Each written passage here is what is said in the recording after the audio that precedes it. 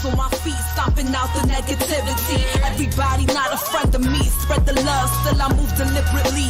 Bloody face on, but the smile be heavenly. Brooklyn girls, so they love the energy, love sincerity. So I take the liberty to take them on a journey lyrically through hallways and alleys, dark days.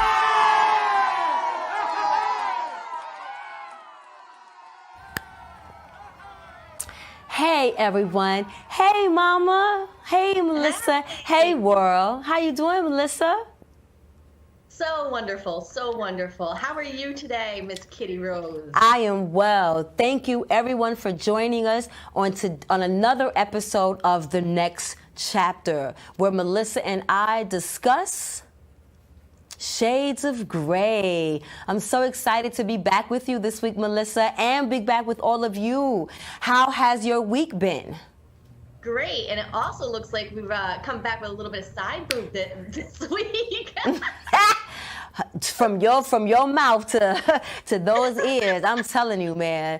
Last week we had some really interesting topics. Well, the last 2 weeks we had some really interesting topics. So let's keep the momentum going. Let's keep the momentum going on this pace of exciting topics that we've been talking about.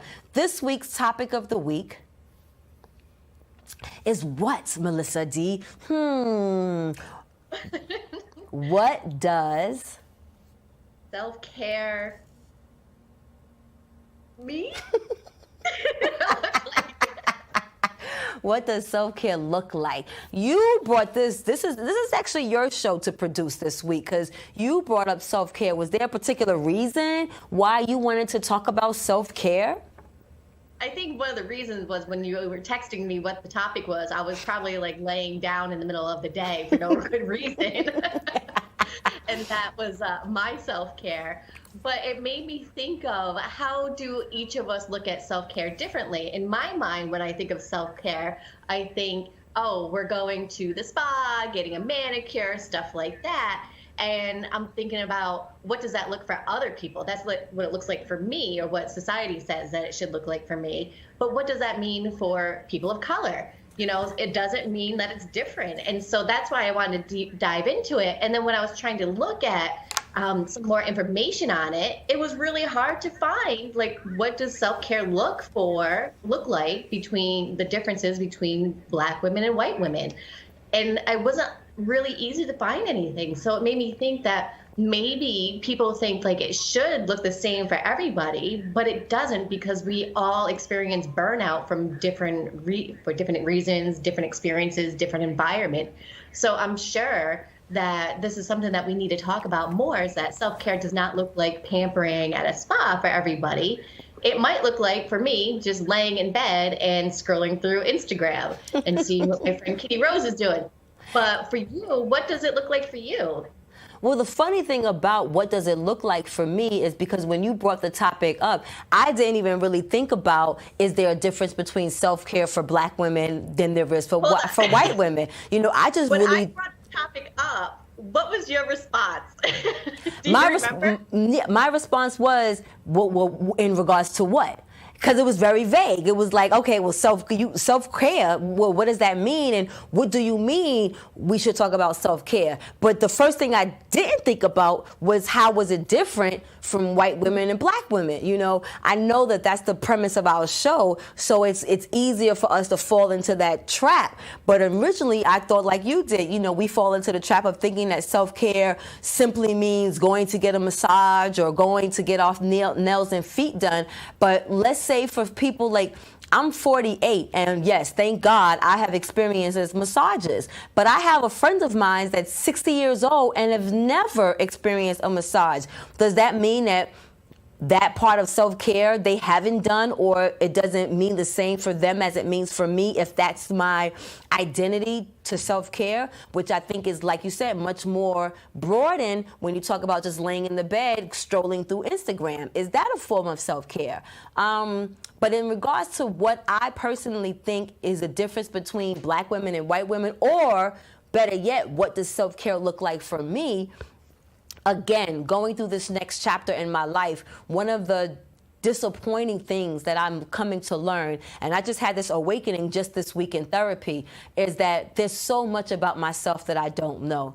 I've been so consumed with working really my entire life, even as early as 10 years old, that I haven't learned what I like enough to be the things that I took care of on a separate, just when it was my downtime. You know, you forgot the one thing that you had messaged back to me when I said self-care. You said masturbation. Yes. How could I forget that? Because that's a new technique of self-care that I've been learning. I haven't quite mastered it yet, but yeah, I did say masturbation, and you said that's one. So do you find that when you masturbate that's a form of self-care? Absolutely. I mean, just taking care of my body and mind and soul is a form of self-care. And maybe that includes, self-love, which is extremely important because so many things can come out of that. You get to know yourself really well. The oxytocins and stuff like that get released at the same time. And sometimes it's a great way just to fall asleep after. So yeah, sometimes I have a stretch of where I have my self-love time and then my nap in the middle of the day. Good thing I'm self-employed. Otherwise, I'd be having some issues. Girl, I'm telling you that being that self-employed is dangerous, because I got me a new little toy, and I find myself, I'll be at my desk at the computer working, and I'll be like, oh, let me go in real quick. Let me go in the back real quick. And I go in the back real quick, and it's not long. It might be like not even 5 minutes, but I go on, I put a little porn on, and I don't even know why I put the porn on, because it doesn't do anything. I put a little porn on for a few minutes, and I put this new little toy on, and girl, I am relaxed for a good 2-3 minutes, and then I go right back to work on the computer. But that's a new thing at 48 that I'm learning, and that's a problem to me as well, because I have conversations with other women who are my age who don't know how to masturbate. So here we have masturbation as a form of self-care. We have taking a bath as a form of self-care. Two things that's on a list of probably many things women can do that we don't do because of work, scheduling, the unknown, conversations not being had. I know when it came to us looking up videos to add to this segment, it was pretty hard for us to find videos that talked about self-care. It was hard for us even to find videos that talked about the disparity between self-care between white women and black women. And then again, I hate that we make this world seem like it's just so black and white, because I think that the issues of self-care might really hit us all across the board. Asian women, Spanish women, Greek women. I think the lack of self-care is because as women, we take on so much responsibility that the last thing is always ourselves. Is that first video ready to get queued up? Can we bring that on? Let's see what my research allowed us to find out about self-care.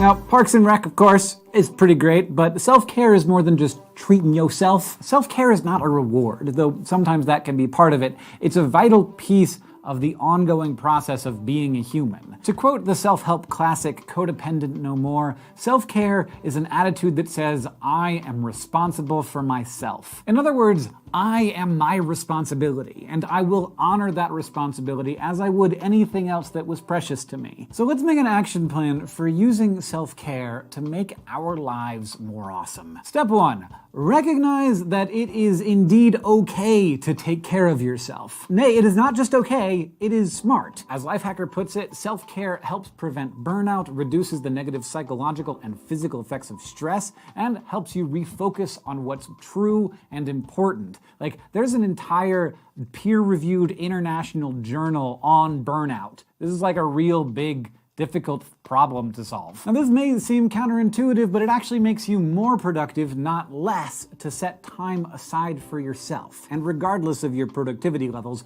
recognize that you are a human being, and that is enough to warrant compassion and kindness. For real. Step 2, ideally before the need. Compassion for real as humans. I thought that was very important for us to bring out, that it's almost like he said a necessity, because the after effect is burnout. And it triggered a conversation that we've had, but a conversation I had on a previous show that I used to produce called the Natural Sessions, and I had this famous poet on, Tony Blackman, who mentioned burnout. And it's surprisingly that this was the first time that I actually had heard the phrase burnout and what it actually meant to us as active humans that don't take the time for self-care. So before we actually start talking about the importance of self-care, I just wanted to really touch a little bit more on this comment about burnout. So I wanted to take you guys back, do a throwback real quick to a show I used to produce called Natural Sessions, and see what Tony Blackman had to say on the effects of burnout. So, but burnout, here's the thing. There are a lot of functioning burnouts in our world today, particularly in the U.S., especially in New York City. So there are people who I know who are always tired. Yeah. I know people who've been tired for 5 years. They're still tired. There are those of us who always have some drama coming up. There's who get stressed every week, who feel like we're at the end of our rope. On a periodic basis. So for that to occur in your life over and over and over again, so let's say that just happens 4 times a year. Okay. But in 5 years, that's a lot of stress. And it starts to add up. So you're dealing with now stress from loss. Okay. You're dealing with stress from transportation and commuting, financial stressors, stressors raising your children, stressors from your relationships. Did you have stressors any from friendships? Did you have any key stresses that you realized that played a part in? Well, when I was in toxic relationships, there was a phase Friendships or romance? Both. Okay. Both. Okay. And actually, there was a point where my friendships were more toxic than my romantic life. Really? Yes. So what do you think is important, or what is your definition of self-care? I think the definition for self-care is different for everybody, but for me, it's being able to recharge my energy, whatever that is. So it could be doing art, it could be taking a nap, it could be dancing and then taking a nap after, or taking a walk, even though on the start of the walk, I don't really want to, but it's important that I do. Sometimes it's just hanging out with my cat. So it depends on what kind of mood I'm in, but definitely if I am bombarded by emails and text messages and all that type of stuff, I do get burnt out. So it's important for me to make sure I take all that stuff out and then give myself peace before I can recharge myself. Right. And that's the same, that comes back into our second video, give ourselves peace or recharge, because Tony Blackman, she had mentioned that especially living in these cities like New York that we live in, that is so active all the time, it's easy for us to get burnt out. Matter of fact, she brought up that there are functioning burnout people amongst us today. So imagine if you are around people who are suffering from burnout, and then you too are suffering because you're not taking care of yourself. So now we're all around this toxicity almost that's going on, and the toxicity that we create amongst each other, and then the toxins that's now around us that actually can form in these relationships that we have. So she had mentioned that, it was showing up in toxic relationships, both romantically and friendship wise. And interesting enough, it was coming up more in friendships, this toxic type of energy. So what made me think of why I wanted to use that video or use that insert was because sometimes the self-care that we don't do is also allowing toxic energy around others. There's almost like leeches, you know what I'm saying? Like leeches that draw blood from you. So now we have all these people around us that have all this toxic energy, and it's weighing off. It's like spilling off on us because we're too now not taking care of ourselves. You know what I'm saying? So now we're not taking care of ourselves, and then we're around a bunch of folks that's not taking care of themselves as well. So what the first video mentioned was that not only is self-care needed, but was important for one's even sanity. And I think that that's what people don't realize. Like, it's not something that we can simply just say, okay, I'm going to go take a bath, or I'm going to go write down my thoughts in a book, or I'm going to go take a walk. All of those things are imperative, because all of those things actually is what helps us stay sane, as I mentioned earlier, in an unsane world. You know, and I think that that's what, you know, again, a part of the matrix, a part of the blur that Satan tries to distract us with, you know. I know that one of the issues you wanted to talk about, the differences between black women and white women. Well, I don't know, speaking from a white woman, but I know black women, we almost feel guilty if we take time for ourselves. It's almost like, how dare you think about yourself, because you have to think about the kids, you have to think about your husband, you have to think about the job, you have to think about maintaining your expenses in the home that you've created, not taking care of the expenses in the home, but then actually enjoying the things that you've bought in your home. One of the reasons why I'm such a homebody is because I pay a lot of money in my house. My rent, my cable, you know what I'm saying? Why am I going to pay those expensive so I could be in the street all the time? So I enjoy the comforts and the luxuries and liberties that I pay for in my home. But the one thing that I'm not taking advantage of is I have a full-blown bathtub that I don't, and I'm quick to make a bath for my boo than make a bath for myself. So that's the other thing that black women do. We are quick to take care of the needs of others before taking care of the needs of us. I will quick take a bath, make a bath for my kids or for my beau before making a bath for myself, which is a goddamn shame.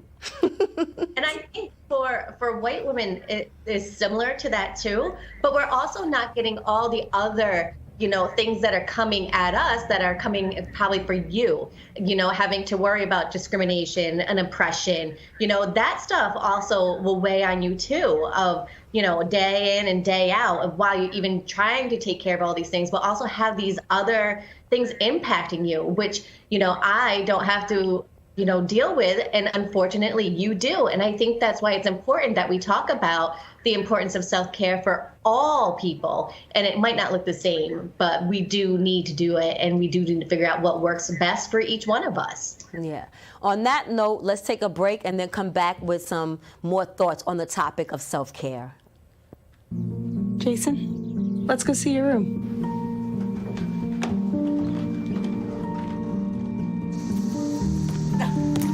No, that's not right. How was it? Is it good?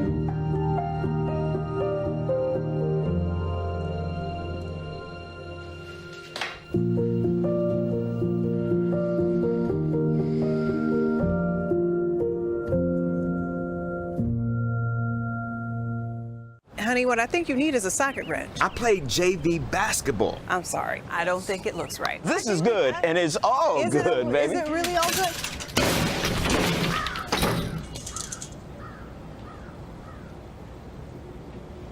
If you love me enough to routinely test your handyman skills, not to mention the strength of your marriage, then of course you'll visit nhtsa.gov/the-right-seat to make sure I'm in the right car seat. I'm gonna call my dad. So yeah, I feel you on that. We tend to stop thinking about all the different elements that's around us that also doesn't allow us to take moments to think about self-care. And again, I still think it's that general topic of, you know, just the general things of what self-care looks like. I think it still doesn't give you like detail examples, because like you said, it does mean different things for everyone. You know, I think the same thing for different cultures of women. What is the same across the board is the lack of self-care women do. And I don't even know if it's the lack of self-care women do, because I don't know how many men I actually see take time for themselves. You know what I'm saying? I see actually more women take more time for themselves than more men. So I think it's actually a problem across the board between men and women not taking enough time to figure out what self-care looks like, and then what self-care looks like for them. So I found a video that I think can kind of help answer that question a little bit, because the question that it asks for me, or the question that it posed to me is, well, what can we do? What can we do as a society? What can we do as a people? What can we do individually, not only to help ourselves identify self-care, but then to help identify within our peer group so that we can help them figure out what they need to do when it comes to self-care. Today's talk. First, develop your own self-care action plan. Think about what you can do on a daily, weekly, or monthly basis to facilitate self-care in your own life. Focus on practices that are accessible, affordable, and attractive to you. I ask you to prioritize your own self-care first because your wholeness is vital to fulfilling your purpose and sustaining this work over time. Second, I ask that you take action on one of the levels that I've shared with you today. Each of us has the power to share our stories and not only address our own behavior, but write letters to legislators at the local, state, and national level. For example, you can advocate for policies on healthcare to make sure that it's affordable and accessible for all. If you have a position of leadership in the workplace or in the political sphere, use your leverage to make self-care a practical reality for all. Whatever your position is, start where you are and do what you can. When it comes to self-care, we are all in this together. Thank you.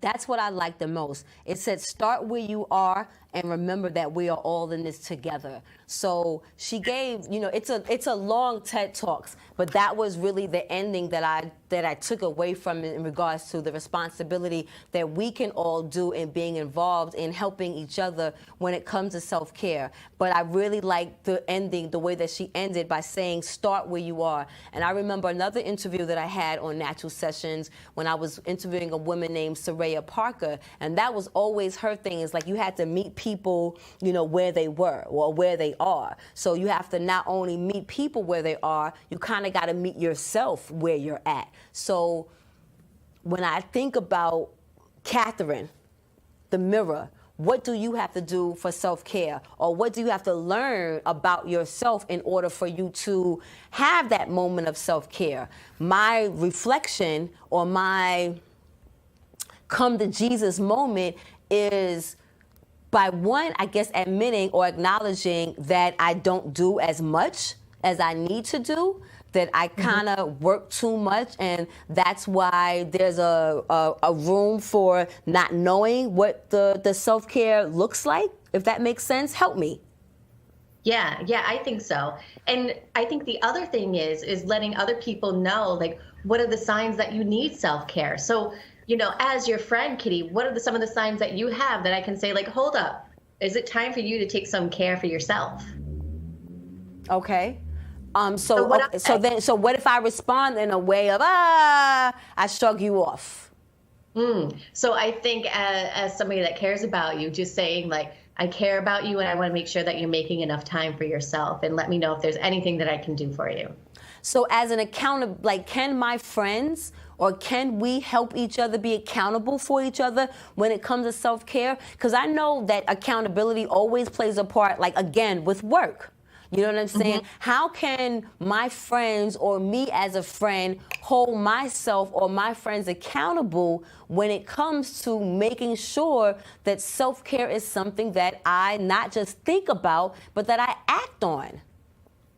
I think that, having it as a part of your conversation too, just start using that word in conversations with your friends of saying, like, oh, I took a self-care day today. I have the greatest boss ever, knowing that mental health days are really important. And I did this, and this for myself on this day that I took off of work. I think that is something that's extremely important, especially for business owners, to have that availability to let your employees have that time to do self-care, because I believe in, like, the trickle down. Like, when that person is able to have that self-care, then their production is going to be much better. And my staff that work for me, they know if they say, like, hey, I'm not feeling well, I need a mental health day, all right, we got this. It's extremely important for our business owners to realize that, and for ourselves to realize that we need to take care of ourselves so that we can take care of others too. And it's funny that you say that as business owners, we need to do that, because on a big scale, when it comes to corporate America has seen the necessity for that. That's why they have retreats. That's why they have, team building exercises to give people that moment to kind of let their hair down and relax and breathe. So if corporate America is doing this, then why aren't entrepreneurs, the small businessman or small businesswoman doing those things? Because again, we get so bogged down by all of the things that we think are necessary that we forget that, hey, I'm necessary too. You understand what I'm saying? So when we realize that I'm necessary too, my come to Jesus moment is, okay, well, I don't know what I like, then do the homework to find out what you like. Trial and error. Write down a sentence or two. See how that writing component works. If it doesn't work with me, then try something else. Meditation hasn't quite worked for me yet. I tried meditating for a minute, then I tried meditating for 5 minutes. I couldn't get past 15 seconds. That doesn't work for me. So I think it's just trial and error, finding different things and not being discouraged because the one or two things that you initially tried didn't work. You know what I'm saying? Everyone wants to Google and YouTube everything. So why not Google and YouTube self-care? What does that look like? What can I do?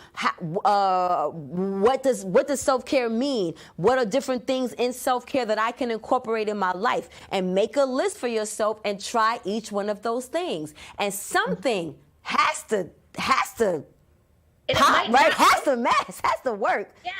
It might not look like what other people think it looks like. It could be like underwater basket weaving. Who knows? Like, it could be something weird. I mean, some of my self-care Saturdays, I water my plants and I talk to them and I pet them a little bit and clean them. And, that might be weird to some people. But for me, that's a bit of self-care, is like spending time with the plants and talking to them and how beautiful they are. Thank you for that example. I think that's perfect. So, oh my goodness, This one's not happy right now. We've talked today. He's a little sad. He feels a little neglected, Well, we have come to the favorite and worst part of the show. Dun dun dun. The shuck and drive, the part of the show where we ask all of you, the beautiful audience out there in TV land, to like, follow, and share. Like, follow, and share. Visit our YouTube channels. Visit our social media platforms, our websites, all those things that would be listed at the credits that you can get direct contact with us and follow us directly online or DM us or instant message us for questions and concerns, or just basically sharing your thoughts with us. Because again, this is a community effort. Melissa and I, we are professionals and we have learned and we are still learning the different topics that we bring to you. But just like we're on public access community television, we want you guys to be involved in the conversation. So please share your thoughts with us. When you see us on YouTube, when you see us on television, inbox us, DM us, and let us know what you thought about what we talked about. And if there's any information that you can share with us that we can then share with the audience. Because again, this is a community effort and we're all here to help each other. Any final thoughts you have for the people? Yeah. We're coming together in New York in June. So let's make sure that everybody comes to see us in June 24th. Yes, don't forget June 24th. Mark your calendar. I think legendary ciphers get the MCs in the jobs. The city never sleeps. Slept from 1 to 5 when COVID hit the block and we had to stay inside. Tough love is all I know, so be gentle with my soul. Learn to navigate winters with no coat. If you never been cold, you never been broke. Hustle 24/7 just to stay afloat. So New York, like dollar pizza in that cold shit. That real life grit from the heart of the city is as hard as it gets. That's that New York shit. That real life grit from the heart of the city is as hard as it gets. That's that New York shit. That real life grit from the heart of